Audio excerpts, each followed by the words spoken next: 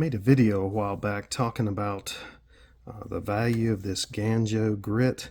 Um, Gangou and the polyplastics come in a kit that has the stages 1, 2, 3, and 4. It gives you the basically the first 4 steps in getting rocks tumbled well.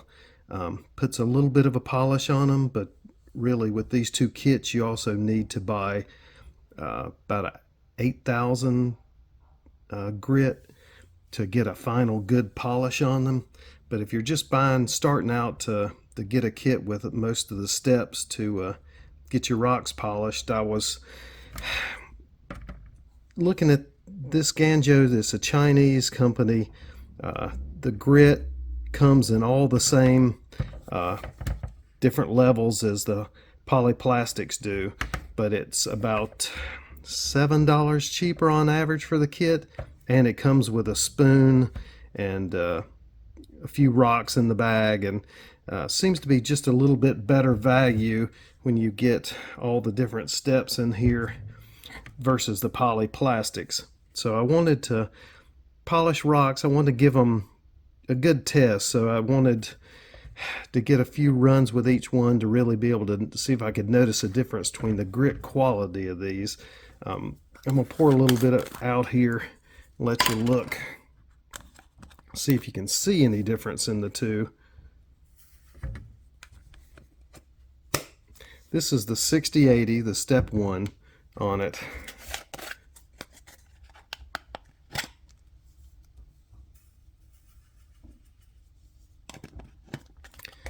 That's the polyplastics. And also I buy from the rock shed, I buy in bulk. This is a 5-pound bag of 6090 from them. And it's, when you buy it in bulk, say a 5-pound bag is about $16.50 for 5 pounds of 6090. You're looking at the polyplastics. Their complete kit is $37, I believe, and the Gangou is only $30 for their full kit of all 4 steps with it. It also comes with plastic beads and ceramic beads. The polyplastics come with just the ceramic beads in the kit for the $7 more than just the bare rock shed grit, which most everybody considers pretty reliable, and usually get a little better value if you can afford to buy it in bulk with it. If you just feel the consistency of these, it's hard to tell any difference between the two. They seem like they're the exact same thing. It's got the same feel, same roughness to it, hardness feel. But I found after doing 6 solid runs with the Gangou grit, I like to just run it a short period of time and change the grit out.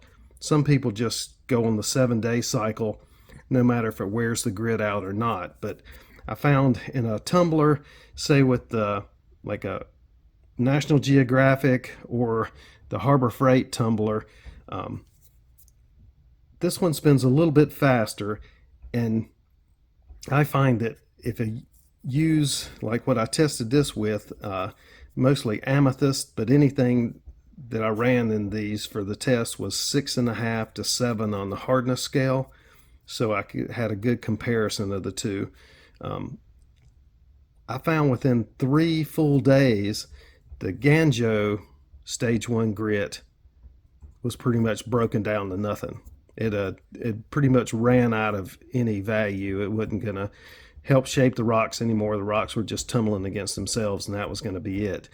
Whereas I found with the grit and the polyplastics, it lasted a full 5 days on average before it broke down to where there was nothing. You couldn't feel anything in the bottom of the tumbler barrel.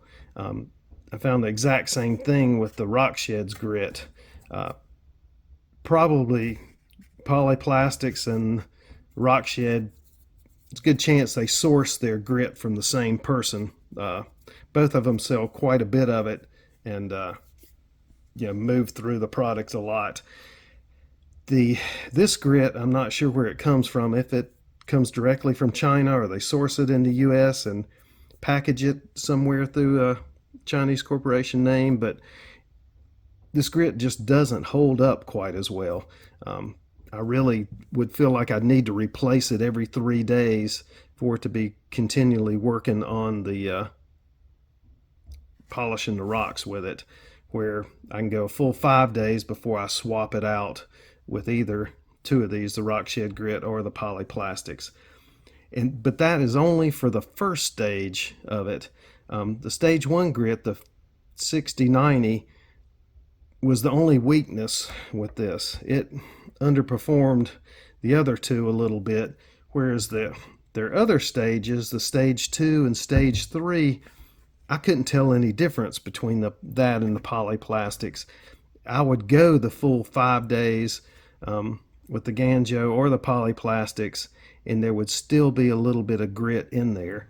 Once you get past stage 2 and stage 3 with it, it's hard to just do the sort of finger test checking in the bottom of a barrel to see what's left.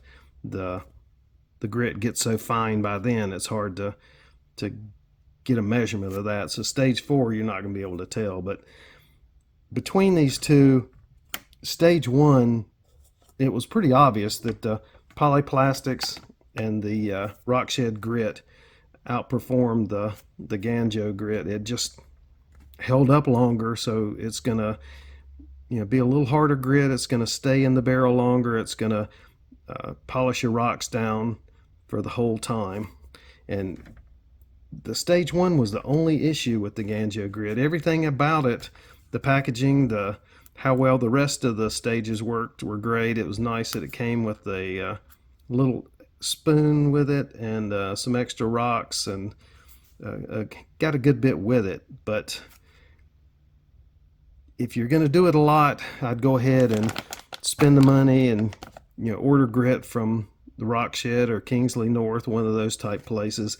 If you're only going to do this as a light hobby, it's probably a better value to go ahead and spend the money on the polyplastics and get their 4 kit set, and then buy an 8000 grit in addition to that to get a final good polish on your rocks. The stage 4 with the polyplastics or the Gangou doesn't quite get a rock to a good shine. It'll get you close, but it's worth spending just a little bit of money and buy a small bag of 8000 grit from the Rock Shed or Kingsley North, one of those places, and get your rocks to where they're really polished well and give you a good shine. So it's hard to go with this for me.